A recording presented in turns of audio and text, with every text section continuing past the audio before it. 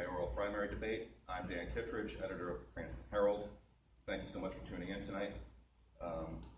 And to the Cranston Public Library for hosting us and co-sponsoring this event with us. We wish we could be doing this with a live audience, but we're glad to be able to provide the chance for voters to hear directly from the candidates. We turn our attention tonight to the race for mayor and the two Republican candidates, City Council President Mike Farina and Citywide Councilman Ken Hopkins. Gentlemen, welcome. Thank you both so much for agreeing to participate tonight. The format for tonight's mayoral forum will be as follows. Candidates will be invited to make opening statements of a maximum of 5 minutes. I will signal if they reach the limit. Following the statements, I will ask a series of questions, both submitted from members of the public and developed by the Herald staff. Most of the questions will be general in nature, and some will be directed more specifically toward one of the two candidates. For general questions, we will alternate between the two candidates and provide 2 minutes each to respond. For the specific questions, we will provide a 3-minute response for the candidate being addressed, and the other candidate will have 2 minutes to answer the question. As we end near the end of our time, we will provide each candidate with the opportunity to make a closing statement of a maximum of 5 minutes. With that, we will begin the opening statements based on a coin flip prior to the event. Councilman Hopkins will go first. Thank you, Ken. I'm very pleased to be here this evening, and I welcome the opportunity to share my vision and plans as a candidate for the mayor of our great city. At the outset, let me thank the Cranston Herald and the Board of Trustees of the Cranston Public Library for hosting this forum.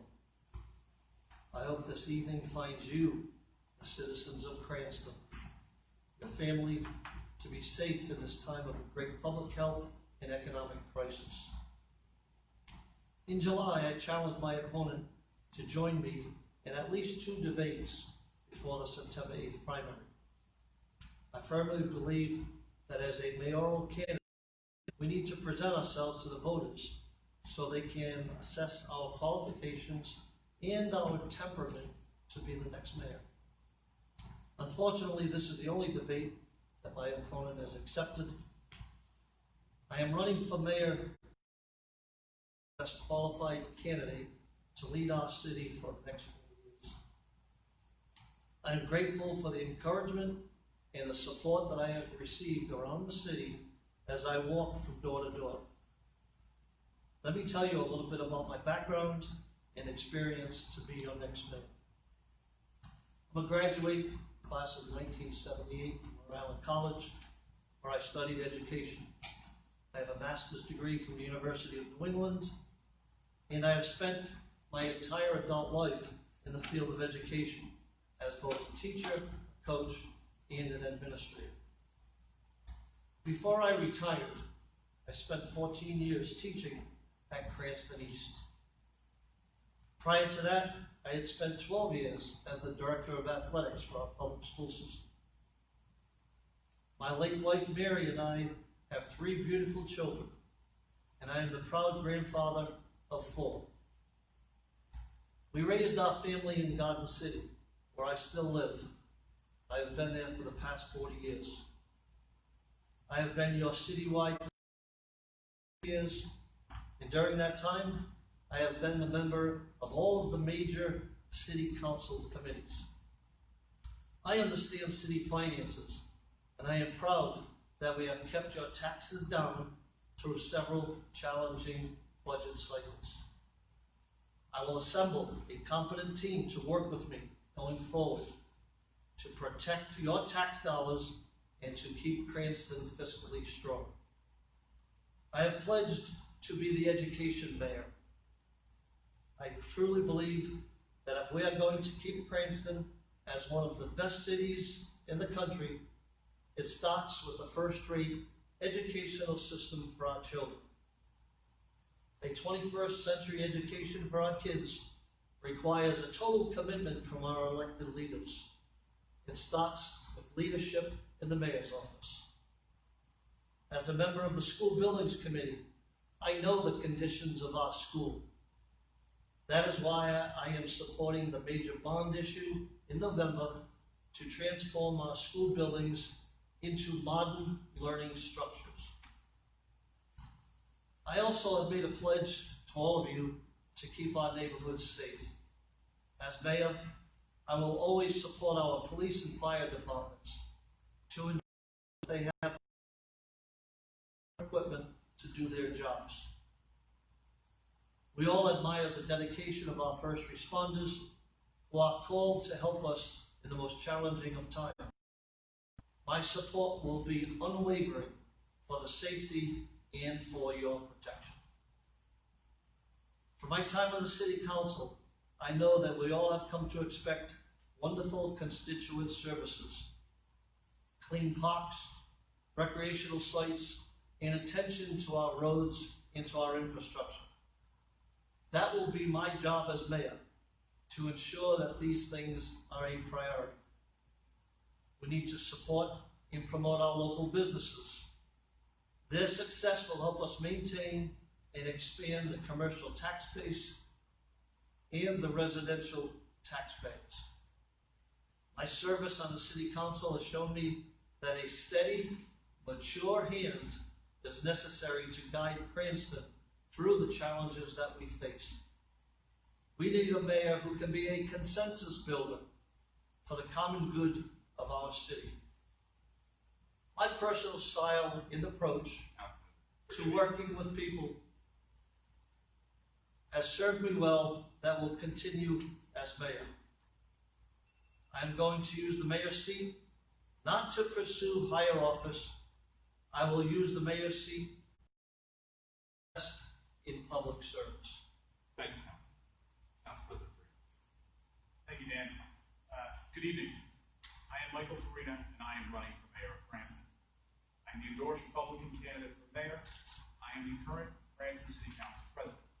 First off, I do want to thank Dan Kittredge, Cranston Mayoral, and Cranston Library for helping us put together this debate. We reached out to a lot of people, and fortunately with COVID, there were some furloughs. No one wanted to do a debate, so I do appreciate the library and the Herald working together to get this debate scheduled for us. Without you, this debate would not be possible. So I thank you again. I want to thank all the residents that are watching this on social media, and who will watch this eventually on YouTube once it gets posted. And I want to thank my opponent for being here. This is a great way in a COVID crisis for you to understand what our vision is for the city of Cranston and what our background and credentials are to lead the city. I hope you enjoy this debate. It truly is a privilege for me to be here tonight and talk to you, the Cranston voters. I'm running for mayor for 2 reasons. First, as a lifelong Cranston resident, everything I am, I owe to Cranston. I was born in Cranston. I'm a product of Cranston Public Schools. I met my wife in Spanish class at Cranston West. Cranston. We raised our 2 wonderful children in Cranston. They attend Cranston Public Schools. Cranston is our home. Again, everything I am, I owe to Cranston. It's important for me to provide that opportunity to my children and your children. Secondly, I am running because Cranston needs real leadership to guide us into the future. With the current pandemic, we are facing challenging times ahead. I'm the only candidate in this race with the real skills needed to lead Cranston from day one. I have over 20 years of senior level experience in financial planning, strategy, and negotiations in Fortune 100 companies. I have a proven track record of driving savings, cutting costs, eliminating red tape, and managing budgets in excess of $1 billion. These skills will translate to me being an effective mayor. I've been involved in city government for over 10 years, progressing leadership roles. I started my time in Cranston politics as a member of the audit board. I was then elected to be the city councilman citywide. I was then chosen to be the Cranston City Council vice president. I was then twice chosen by my peers to be as Cranston City Council president. This again sets me apart from my opponents, having already been in a position to lead, to make the difficult decisions, to understand the inner workings of Cranston municipal government, and effectively lead the taxpayer. I look forward to this debate. It's going to be a fun night, but more importantly than that, I look forward to being here next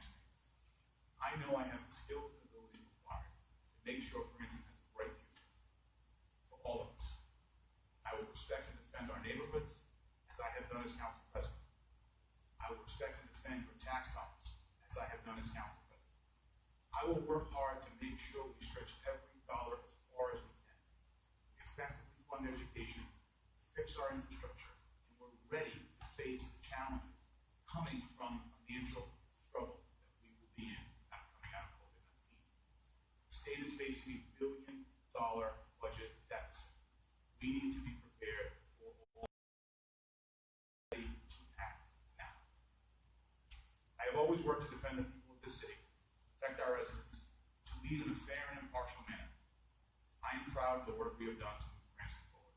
I am proud we have moved Cranston into a positive direction. I look forward to continuing to do that as Cranston's next mayor. Thank you. Thank you, Councilman, or Council President. We will direct the first question to Councilman Hopkins. And these first questions, I want to focus on some of the largest issues. And one question from a reader, I think, speaks to an issue that's likely on the mind of many voters. Dan, elected mayor, how do you plan to navigate through the economic devastation caused by COVID without raising taxes? Well, as you know, I've been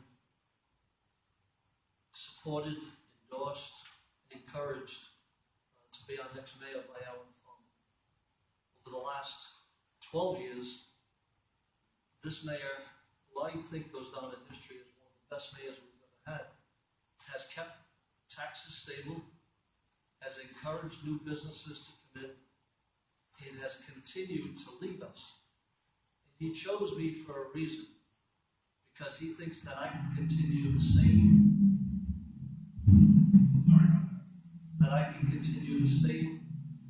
policies, same business ventures to continue to lead our city in a proper direction.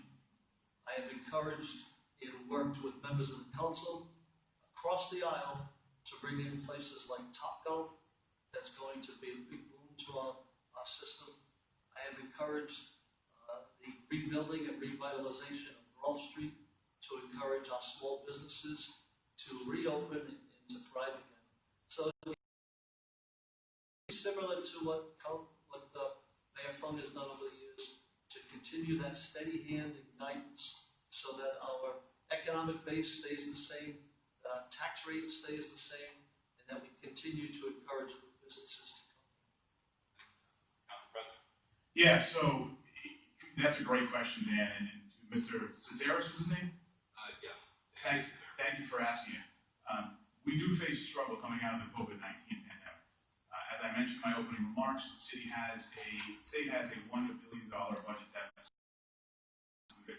The budget for next fiscal year has not been completed by the state. So that alone tells us that Cranston has a $10 million budget deficit right now between the money the schools need and the money the city needs to really operate. It's going to be a very difficult challenge coming out of this pandemic to ensure fiscal stability without raising taxes.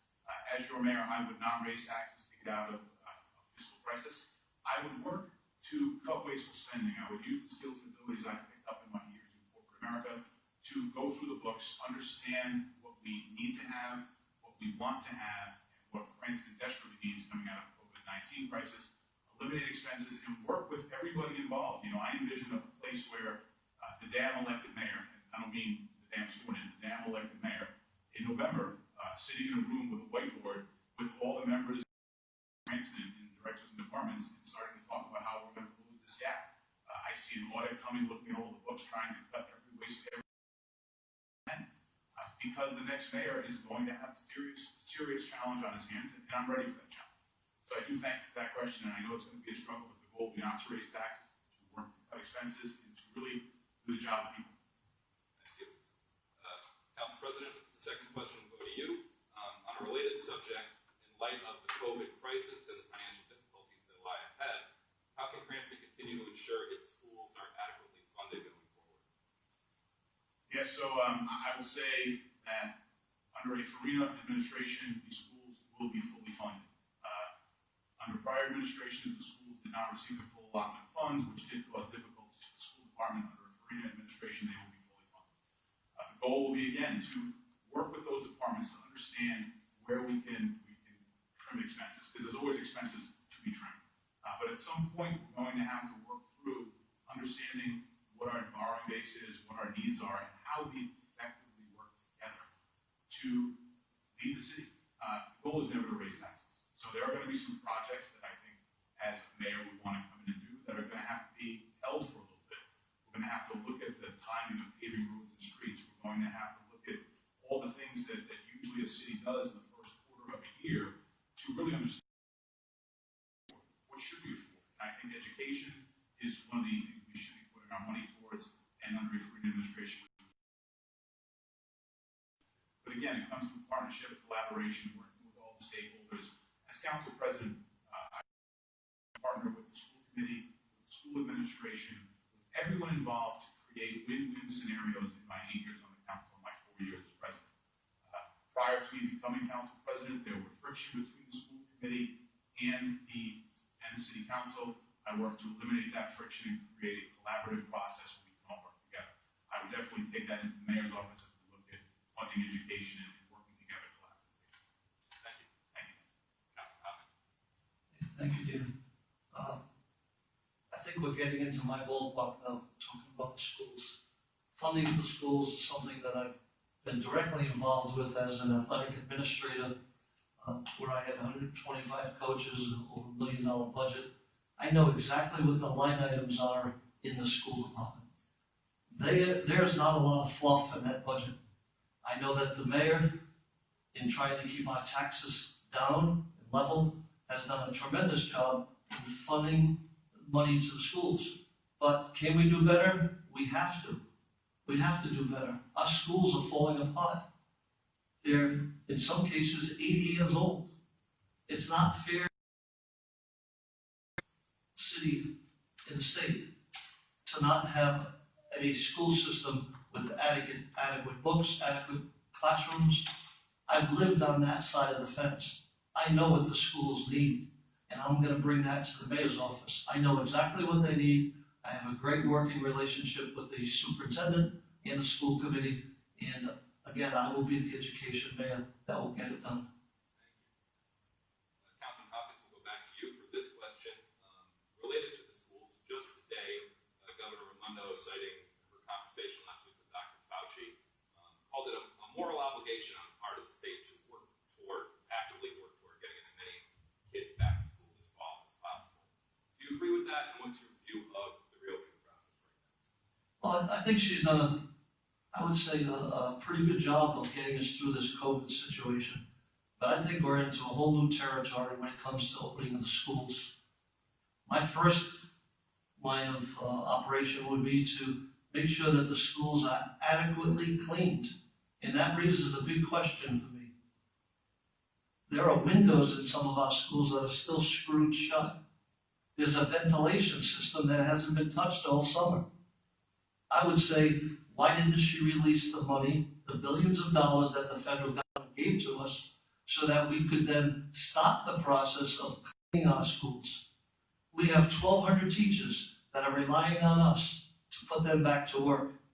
I'd be very hesitant about putting them into a building with the students and the staff, the faculty, into a building that's not up to standard. And we're in a situation right now where that has not been done, and I think I'm going to blame the leadership at the State House for that. The money never came through for us to clean our schools, and we need it immediately. If we're going to open up at the beginning of September, we need to start last week to clean our school buildings. Yeah, so going back to school in September is something I think I would like to do. Like, I would love to see our kids go back to school, because I think being in school is important for growth and development of our children. But my take on this is, I don't think our buildings are suitable enough for them to go back to school at this point. If you look at our buildings, they're old, they have issues, they have challenges that we need to overcome in ventilation, HVAC challenges. I don't think the schools at this point are built for COVID-19. We need to look at all the things that need to be done. And the one thing the governor hasn't released yet is, what are the mandates going to be? What needs to be removed from a school? Do curtains need to be removed? Do of COVID need to be removed? Do carpets in some areas need to be removed? What do we have to do to make the schools more suitable to not spread a virus? So the challenge I think we're all in is we really don't know what needs to be done. No one's come out with any of the mandates, and they haven't told us if those mandates are going to be funded or unfunded. Who pays? Because there's a lot of things we need to do to get these schools ready. And it's not starting a week ago. We needed to start months ago. These schools will not be ready for a few months of retrofitting and cleaning, and who pays for it? So we don't know what these mandates are. No one's told us yet. And I do have a tremendous care for our students and teachers that work in these buildings. I do have a tremendous respect for what Superintendent Navanasi and President Larkin and the school unions have had to do, because every time they develop a plan, something changes and they have to go back and redo a plan. There's a lot of changes every day with COVID-19. So my gut would be to start school in a distance learning approach while we worked to get the buildings up to code and know what the funding would be from the state so we can get those mandates done. Thank you. We'll go back to you for this question. Costco and the Cranston Crossing proposal have garnered a lot of late. It's become a central issue in the campaign. You both said that you do not support the project as it's proposed currently. Going forward, how can the city best strike the balance between growing its commercial tax base and preserving the community's character and protecting neighborhoods? Yeah, another great question. The balance of the mayor is to make sure that you are balancing the needs of the residents with the needs of development. And the goal always is to make sure that a business does not provide overburdens on a resident. And I think the Costco proposal would have provided burdensome results for the residents of Oak Hill, Lower Circle, and the surrounding area. I'm not opposed to development at that site, but I'm opposed to this development at that site. It is too much for the site. As council president, I have always taken a keen eye to understand what a project does, what it is, what the impacts are, how it will impact residents, and I judge things in a fair and impartial manner with an open mind. I don't create knee-jerk reactions. I let everyone make their proposals. I listen to everyone involved and then make an informed decision. And that's what happened with this Costco development. Plans were submitted. We worked through the plans. I looked at them. I understood what they were asking for. We had a site walk. We had a neighborhood meeting, which I was privileged to attend and stay there after every politician had left and talk to the residents and for smart development and really hear their challenges to the project. And that's what you have to do as a leader. You have to be open, honest, and listen. And based on all that feedback, all those comments, all the truths of the project, I formulated an opinion that it's not the right project for the area. I do want to see a Costco come to Cranston. I would urge the developer to look at different potential locations for it because we do need development, tax base, and jobs coming out of the pandemic, but that location doesn't feel like it's the right location based on all the impacts. So, thank you. Councilman Hopkins. Yeah, thank you, Dan. I guess that's the first job of the evening. The fact that Michael stayed and the rest of us left. Unfortunately, the council president scheduled that event the same night that I was having a fair at Marquette's. But I usually do my homework first before. The reason I didn't stay after more than 10 minutes was because I had been there for the entire week talking to every single resident. I went into every single house in those neighborhoods and talked to those people. My opponent said that I was premature, that I was acting out of character, that I was trying to alarm people about what was coming in. I did my homework. I knew exactly what was coming in. They were delayed in having a public meeting. I wasn't going to allow the neighbors to have to go to a virtual type of an assembly to try to fight for their houses and their property. And that's what was happening under the leadership of our council president, under the attorney representing Costco, Mr. Bolton, that we've had problems with in the past. I wasn't gonna allow that to happen. And the neighbors in that neighborhood know the truth. They know that I was there first for them, that I led the charge, even the other night when we had the public meeting. They stood up and gave me a rousing ovation because they know that I was there to protect their rights against Costco. Now, I have plans for that area. I hope Costco stays, maybe in an industrial park up off Plainfield Pike somewhere, but not in a residential neighborhood. That's not what we need there. Councilman Hopkins, come back to you with this question. I received a couple of reader questions about neighborhoods and individual wards, and the impression among some residents that there hasn't been enough attention paid and investment made in those parts of the city, neighborhoods and areas like that. And I think it ties into small business as well, obviously, which have been hit really hard by this pandemic. What would your be vitalizing the city's neighborhoods into fostering small business growth? Sure. Thanks, David. Well, the first thing I do, I met with the members of the Chamber of Commerce, the people down in Patuxent Village, for example. I led part of the revitalization down there by even doing something as simple as working with them to put in trash barrels when the trash was littering the streets down there. I went and met with Roy Evans, who leads the Businessmen's Association down there, and we talked about how can we clean up the area. That will in turn attract new businesses, and we did that. The second thing I did was present a case to both the city council and to the neighbors at the development, so-called Cumberland Farms development. Again, our lawyer, Mr. was trying to force us to put in the Cumberland Farms in an area that just did not fit. Now that area needs revitalization, and I have some ideas about how to do that, just like I do on Rolfe Street. I met with Mr. Durfee, the businessman of Rolfe Street, and talked to them about lighting, not just putting plants, but putting new sidewalks in, attracting new businesses to come in.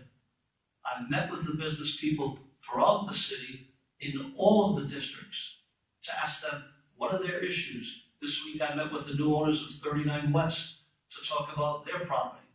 What can we do to make it better? How can we help the small businesses? So under Hopkins administration, they're going to see me out there in the businesses, walking, talking, and getting them involved with us. Thank you, Council President. Yeah, just to clarify two things. The meeting that was scheduled for the 11th was scheduled by the Planning Commission through the Mayor's office. They gave me a date. I accepted the date. I have no idea when my opponent has fundraisers. I don't really check his schedule. And secondly, he brings up a friend of mine who happens to be an attorney who represented both Cumberland Farms and Costco. Well, I withdrew the Cumberland Farms proposal from before the City Council, and I've come out against the Costco. So apparently being an attorney and being my friend is not all that helpful to your business. But in discussion of the question you just asked, small business is extremely important, and it's a pillar of what I believe in as being Cranston's next mayor. We need to expand the loan program we currently have in the city that helps get funding for businesses that have been turned down by the Small Business Association. We have to work to find grants to create new opportunities for minority and women-owned businesses in the city. We have to focus on veteran businesses. We have to grow our business base. Fixing sidewalks, planting plants is not going to do that. Finding funds in all different governmental grants to cutting wasteful spending and allocating it towards economic development we need to do. Working with my economic development director, I will drive jobs in the city by bringing in businesses, by creating tax rebate and tax stabilization programs that will foster business development. I will create jobs in Cranston. I will work hard as your mayor to ensure small business and mid-tier businesses have a place to come in Cranston. I believe that we need to create new pathways for economic development and success online and create transparency portals to help new businesses understand how to hire lawyers, how to hire accountants, how to do their financial plans. Those are all the things as a city we can do to help foster small business. Coming out of the COVID crisis, we're definitely going to need to focus on that because they're the ones that are being the most hurt by this besides our residents that are out there. Thank you, Council President. We'll go back to you for this next question. We've adapted to Zoom for public meetings during the pandemic to mixed results, and as you see tonight, we're doing this virtually. But even before the crisis, the timing of many meetings and the limitations of the spaces in which they were held created problems for people who wanted to participate. As mayor, how specifically would you work to make city government more accessible and transparent, especially given the likelihood that typical in-person meetings will not be possible for some time? Yeah, I'll talk about what I've done as council president first. Work to drive transparency by increasing live streaming from City Hall. All meetings are now recorded. We had ways in place for people to be more involved, worked and had discussions with different people on adjusting the times of council meetings, made meetings earlier when possible. The goal here is to always make things more accessible. I know during the workday is very difficult for people. We've talked as a body about creating a continued presence on Zoom as we potentially do a dual live stream approach even after COVID, because it gives people the ability to participate in government and not necessarily have to be in the room. We've created ways for people to send in their testimony to the clerk's office and have it be read into the record. The business of the city can't stop. We have to continue to work to make the city move forward. We just have to. So Zoom has been and WebEx have been platforms that we've used to try to continue to get the people's business done, because the earth is still spinning. Even in COVID, we're elected to do the people's business. We have to come to council meetings. We have to work to ensure responsible things happen in the city council chamber. As mayor, I would continue to work with whoever the new council president is to understand that they have to continue to make things more accessible, continue to drive transparency.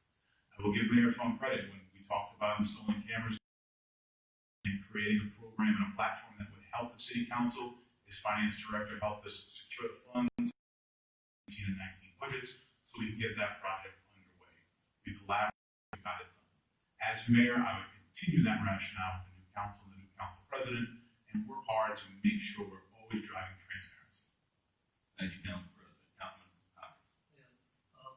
Michael, I'm glad to see that you finally agree that Mayor Fung has done something right in his last 12 years as mayor.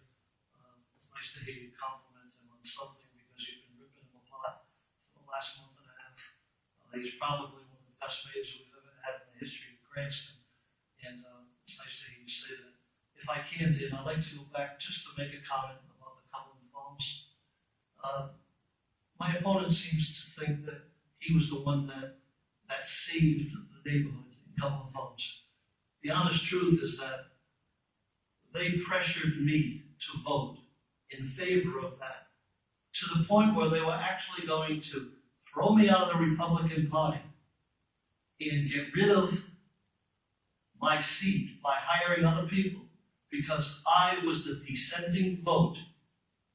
That's why the council president knew that he didn't have the votes, that I'm the one that saved that neighborhood, because I was concerned with the distance of those houses and the effects of benzene poison gas from the gas pumps. That's why I would not vote for Cumberland Farms. But again, not in that neighborhood, not in that area. And it was my dissenting vote was the reason why they pulled it off the table. Being mayor, Dan, is, again, when you ask questions about Zoom, we're talking about a people industry. This is a service industry, being mayor. You have to be able to get along with people. You have to be able to work with people. I've done that my whole life. I've recruited. I've worked with diverse populations. You're asking about Zoom? I would have stopped Zoom a month ago and started thinking outside the box. And I offer this to you. Why didn't we have council meetings under this council president at Cranston Stadium? Wide open, mock the seats, put the table on the 20-yard line, and go with it. Outside, clear, out-of-the-box type of thinking that could have been provided for us. Instead, we're home sitting in our living rooms. Our leadership is not thinking outside the box to help us. And as a resident, I'm totally offended by it, that I have to sit at home You can't tell the passion and concern of a constituent when they're sitting at home. Why didn't we open this up to the public hearings like we did so conveniently last week at Costco? That's the way we should be thinking, and that's the type of leadership that I bring to the table.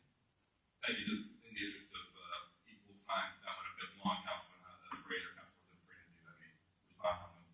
Yeah, I do. In reality, Zoom is the cheapest, most effective way to get enough people in a spot to have a meeting at Cranston Stadium. We would have to have sound systems. We'd have to have people working. We'd have to hire janitors to clean it.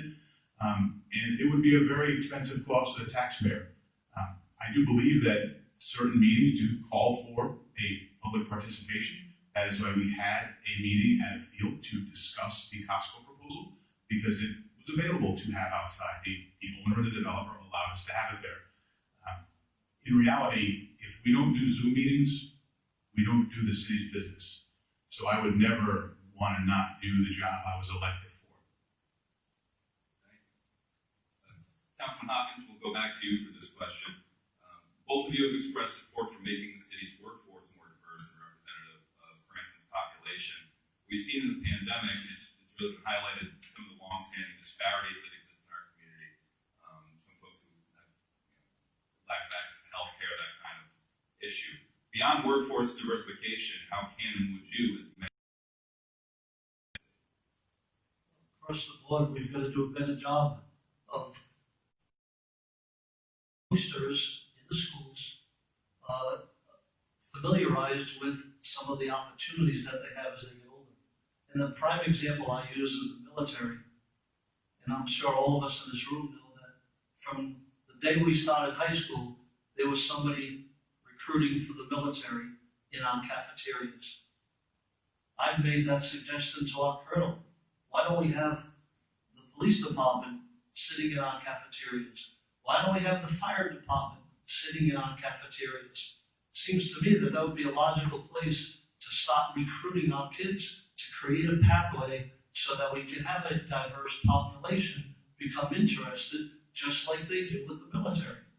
So, as mayor, that would be probably my first meeting with the superintendent, to ask her, not only are our schools safe, but can we start to put programs, pathway programs into our schools so that we can diversify our workforce as they get older. thank you, Council President. Thank you. Diversity is something that is very important to me. That's why I started the Diversity Commission, to look at challenges in employment and to come up with opportunities to build a more diverse workforce. One of the things that came up with was eliminating the cardiac CAT-C as a pre-employment benefit. And what that means for you sitting at home is, to be a firefighter, you would have to spend about $6,000 on a certification before you could get the job. So now we're working to make that a post-employment benefit, to remove that barrier of entry into the fire department. So diversity is important. I know we have a Police Explorers program, which I was happy to partner with Councilman Santa Maria several years ago to start in the city. That is done at Cranston East. We've seen a lot of students go through that program. One girl was just recently acknowledged by the FBI for her great job in that pathway. But we need to continue to focus on diversity. We need to continue to remove barriers of entry that we have. We need to work to hire the talent from all over Rhode Island. Bring people of color in, people who speak Spanish, hire the best talent, and that's what my administration will do. We will focus on diversity. We will also focus on driving minority-owned businesses and women-owned businesses by giving them a seat at the table in the bid process that they've currently been shut out of. The Good Old Boy Network in Cranston is not something I'm going to abide by when it comes to the Board of Contract and Purchasing. We will do things effectively so everyone has a seat at the table. I will create an office of diversity with someone whose sole task it will be to review policies, update procedures, and create more diversity in Cranston government. Thank you, Council President. We'll go back to you for this next question, which is another one from a reader. This Tom Butcher asks, what city department do you feel is very well run What makes that the case, and how can that be replicated in other departments? I think a lot of our departments are well run. We have a bunch of great departments. I could pick a lot of them, but I will go with public safety in both our police and fire departments. There were a lot of challenges in the police department during my tenure on the council. I remember the state police coming in and taking over the police department and working to look at what was happening in that office, coming up with that report that we all remember. So I know that there were some challenges, and Colonel Winquist came in and did an excellent job creating good equity in that department. Our Cranston Fire Department has a great system of people that are in it that really work hard to make the fire department a great department. So we have public safety is fantastic. We don't have a lot of the challenges that other cities and towns have in public safety. I would say that our public safety departments are at the forefront of things like community policing, being out in the people understand what their roles are. I think we need to continue to do that. I do have a tremendous amount of respect for many, many departments in the city of Cranston, but I would say public safety is the one that I'm always the most proud of because they do put their lives at risk, and I'm proud to have the endorsement of both the Cranston Police Department and the Cranston Fire Department.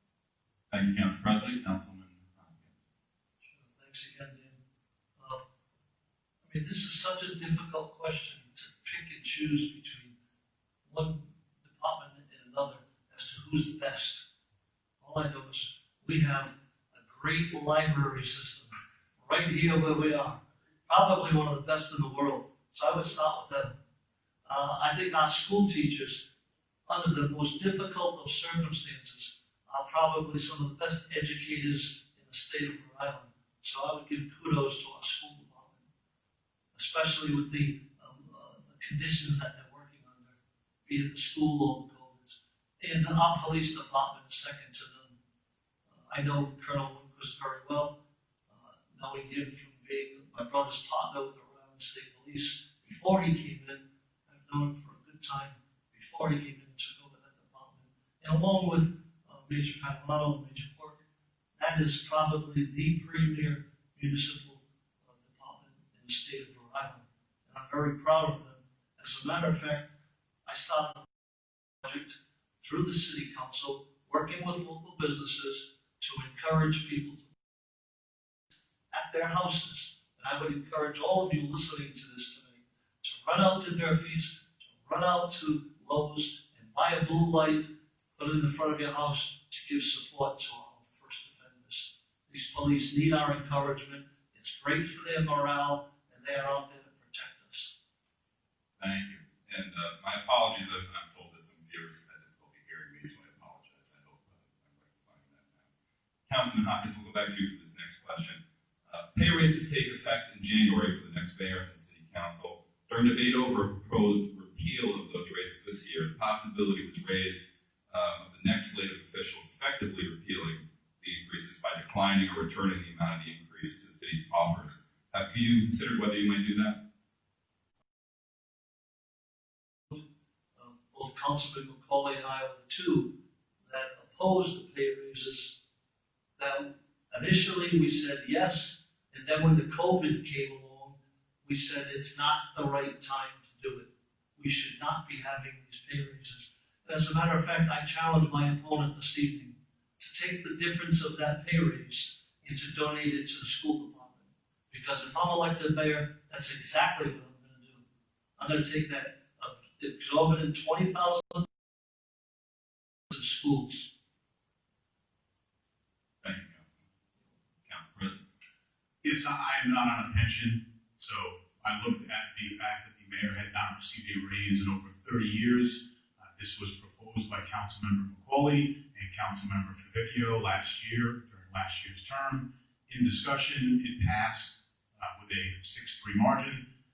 I believe that they were increases that needed to happen earlier, but the discussion just never came up because council members never talked about it when this came up as an idea. It was something that was supported by 6 members of the council and passed. Then it was attempted to be repealed under advice of our attorneys. We were told that that was not possible, so it was not repealed, and it is now still on the books at $105,000. I still feel that being the chief executive of a city that is the second largest city in Cranston would command a salary above 105. But based on the will of the council, they have made it 105,000. So in reality, I wouldn't think any future mayor should have to give back the salary increase. The position is still one of the lowest paid mayors or town administrators in the state. Even though it was a increase of $20,000, it's still lower in comparison to the mayors of Warwick and Providence and town administrators across the state. So in reality, setting an issue that had never been adjusted. So, Thank you. Thank you, Council President. We will go back to you for this next question. You've each received financial support from developers, attorneys, and local unions in your campaigns. It's become an issue between the two of you. Campaign finance law goes beyond the city level, and many candidates get these kind of contributions. But what can you say to voters who might be concerned or cynical about the role of money and these donors in the political process? yeah, in all reality, campaigns cost a lot of money. And there are people who have checkbooks that want to donate to politicians. Those donations should never affect an elected official's role in a vote. When in fact, I've voted against people who've donated money to me. Because donations do not drive outcomes. They never should. But political speech is free speech. And if someone wants to support my candidacy because they think I'm the best person to lead the city, they should be allowed to. This happens across every election in every city and town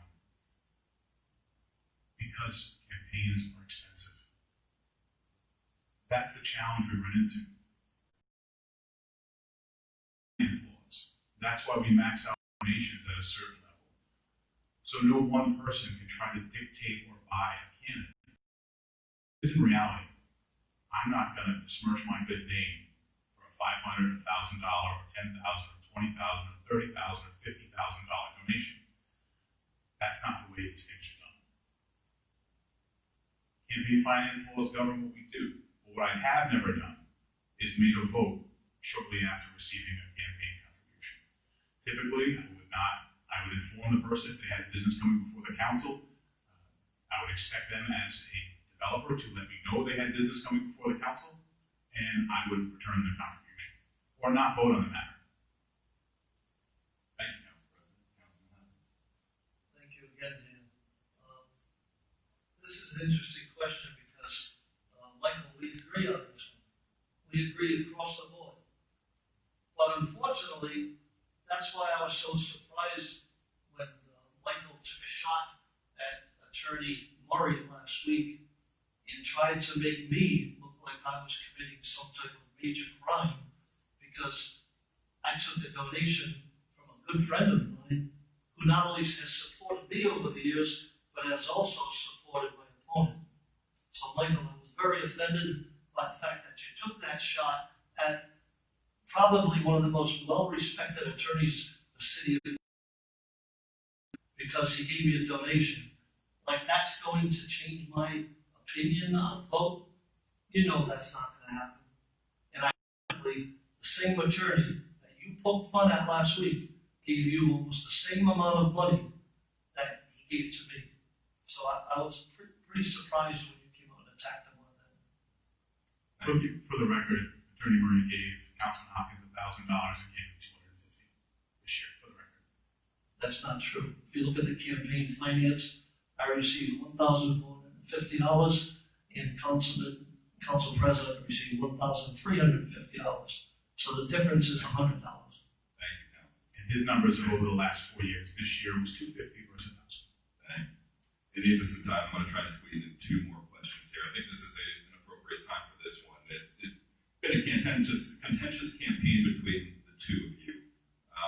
You've acknowledged as much. Is there an attribute or trait or an accomplishment of your opponents that you admire, that you hold in high regard? And Councilman Hopkins, what do you think? I admire the fact that he's doing public service. That's not an easy thing, especially in this day and age. And I've noticed how he handles his children. I think he's a great dad. But I've been in that situation. I think I've been a great dad. He has no idea what experiences he's going to have when his daughter becomes a teenager. Wish you all the best, and I'd be more than happy to give you some advice on that one. But I've been through college. They all have great careers now. I've lived what Michael is about to live. I've got that type of experience. I've got that type of maturity, and I think that's why people want me to be their mayor. Thank you, Councilman. Council President. Yeah, Ken is a very nice guy. I'm always amazed at how many people like him. I think that's a good trait of his. He has an ability to always want to be liked, and I think I like and respect that. On the other hand, I'm willing to make some tougher decisions. And as council president, typically when you have a 5-4 majority, sometimes you get into some pretty contentious debate. And you mentioned it. There are times when we're all not singing Kumbaya. And as council president, I have to be a leader in that regard. And I have to sometimes do things that some people don't like. I have to stop dialogue because it runs dangerously close to being an open meeting violation, or I have to stop someone from speaking when they're talking about a lawsuit. So, I do appreciate Ken's likability. Everybody likes Ken. He's a great guy. I wish him, well in all his future endeavors, but I know I'm ready to be the next mayor. Thank you, Council President. We'll go back to, and we'll make this the last question in the interest of time to provide time for the closing statements. From your time on the council and in public service, what single vote or what action or vote do you most regret? I will say the thing I'm the most proud of is consistently fighting for more funds for education. It's been, in the 8 years I was on the city council, every year education spending was underfunded in the budget. And every year I worked with the body in a leadership position to drive education funding. I did the same thing with the library, to always work to create funding sources to support our children. I'm very proud of that. I will continue that as your mayor. The biggest thing I regret is listening to partisan politicians when I first came on the council in votes. When someone said, we have to do this because of that. That's the one thing I regret the most. My first year on the council, I was asked to vote to support a political appointment of a registrar that happened to be the son of the chairman of the Democratic Party. I didn't agree with that, but I made that vote, and I regretted making that vote years later. So that's the one thing I regret the most. The gentleman who took the job is not a bad guy. I think he did the job effectively, but at the time, the ethics of it and the optics of it just didn't feel right to make the party chairman's son the registrar. So I think that's the vote. Thank you, Council President. Councilman Hopkins. I'm trying to think back to the last 4 years, and I've been to 99.9% of the meetings, and I really don't have any regrets on any of the votes that I've made. I've made some very, very difficult decisions, and I think that's what sets me apart from politicians. I make the decision on what's best for the people of the city of Cranston, whether it's going to affect me politically or not. I told the mayor Doric Avenue should not be privatized. Even after a public hearing, the next day he pulled it off the table. I made a decision that could have cost me my political career by going against Cumberland Farms. Believe me, they went out to get me. They even had people lined up to replace me. But I stood my ground because I was mature, I was honest, and I cared about the people of Cranston. So with that being the case, I've made very, very difficult decisions. I've gone with the flow, and in some cases, I've reached across the aisle, which I think is one of my strengths, and convinced the entire council. If you look back at the last year, there have been many, many votes this year across the aisle where we have voted unanimously, Topgolf being one. And I'm the person that lobbied for that to happen. So I'm the person that can not only make the tough decisions, but can reach across the aisle to bring both sides together to make a decision. Councilman Hopkins, and based on our point flip from before the meeting, you have the first closing statement as well. This has been an important evening for Cranston voters. I'm grateful to Dan and to the Cranston Herald for sponsoring this debate. Thank you, John. Let me also again recognize Ed Garcia and his library staff for helping with this event. Tonight you have seen two candidates for the Republican nomination with two different views of our city and its future. The differences in style and maturity are very apparent. I want to continue the good work of Mayor Alan Fung, who has led the city through great financial challenges and who has been a great steward of our tax dollars. My opponent, in a quote, poses a risk to that fiscal success. I have the years of experience and wisdom under me and will use that to lead our city for the next 4 years. My opponent thinks he knows everything and will plow ahead regardless of the consequences. We need a mayor who will seek cooperation and build with other city leaders. My opponent will seek confrontation to bully his way through things. We need a mayor who has the moral and ethical character to do what is right. My opponent believes in making deals and backslapping politicians. We need a mayor who will put the public interest first. My opponent's record is to be his political interest first. My record of service tells you that I will always do what is right for the community. Protecting your tax dollars will be my guiding light. Building a 21st education for our children is the legacy that I hope to leave as the education mayor. Keeping our neighborhoods safe and protecting their properties with a vigilant police department is a must. Giving you a world-class constituent service with an open door at City Hall is my plan of action. Others are jealous of our quality of life in the city of Cranston. It starts with our wonderful playgrounds and recreation sites for our community. It's found in our senior services and our library, which is second to none. It's seen as you drive around our city with proper and vibrant economic development projects that we see in Garden City and Chapel View. Our neighbors show the diversity from the east side to the west. Our schools have also always been a signal of support by our community. We don't get national recognition, as we did again this week, for the 5th time under the leadership of Mayor Alan Fung. That does not happen by accident. Collectively, we must all be active stakeholders in our future success. If you like the job that Alan Fung has done, then I am your choice to be the next mayor. When he had a choice, Mayor Fung picked me, not my opponent. Just as he has placed his trust in me, I ask that you do the same. On September 8th, please vote for me in the Republican primary. Emergency ballots are available if you are concerned about getting to the polls. Please contact the Board of Canvassers tomorrow. With your help, we can win on September 8th and then march to Election Day in November with your confidence and support. Stay safe, be healthy, and thank you, and have a good evening. Councilman Hopkins, thank you. Council President Farina. Thank you, Dan. Thank you to the Cranston Herald. Thank you to the Cranston Public Library for this chance to debate. Thank you, Ken, for being here and accepting this debate. And most importantly, thank you to the residents who took the time to watch this debate. I hope by watching tonight, the residents of Cranston have a better understanding of my vision for Cranston, and that unlike my opponent, I have the experience and practical knowledge to lead this city successfully. This is an important one in Cranston's history.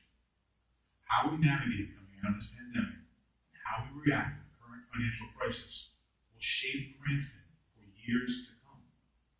We need to solve the challenges of education funding, small business growth, infrastructure improvements, and driving our economy. We need to solve those challenges without raising taxes. We cannot burden our already struggling businesses and our already struggling populace with increased taxes. Rewind this debate. Go back to the first 3 questions. When my opponent was asked how he would manage the city coming out of COVID, his continued response was, be like fun. No policy, no procedure, no management ability. I have a proven track record of driving savings, cutting costs, eliminating red tape, managing large budgets, and I have the leadership ability from being on the Cranston City Council and being its leader to be the most qualified to lead the city of Cranston as its next mayor. I promise you, the residents of Cranston, that I will give you everything I have to the success of this city. I can't fail, and I will fail you, because everything I am, I owe to Cranston. I have a vested interest in the future of this city. Age does not equal maturity. I look forward to having the same experiences that my opponent has had raising my family. I have achieved a level in my corporate life that will allow me to transition and be a successful mayor and lead to a brighter future from day one. I look forward to earning your vote in September 8th. I hope I've done enough. And if I haven't, I'm available for questions. Call me at 401-440-2662 or visit my website at MikeFarinaForCranston.com. Feel free to email me a question. If you don't like something you heard tonight, ask me, and I'll expand. In a world of COVID, we need your involvement.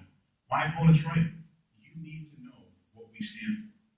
Personal integrity and my word is more important to me than anything except my family and the residents of this city. As your next mayor, I will ensure a fiscally strong, financially stable city coming out of the COVID crisis. Remember, the Republican primary, September 8th, vote Michael Farina, the endorsed Republican candidate for mayor. And I'll leave you with this. No person picks the next mayor. People pick the next mayor. My opponent, that is true. I have the endorsement of lots of other people who know I will be the right mayor to lead Cranston. Thank you, everyone. God bless. Stay safe. Have a wonderful night. Gentlemen, thank you both so much for the time, for participating tonight. Thank you everyone at home for watching. Tune in next week at 6:30 p.m. when we'll be joined by Democratic candidates for mayor. Thank you to the Cranston Public Library for hosting us tonight. Everyone have a great night and be safe.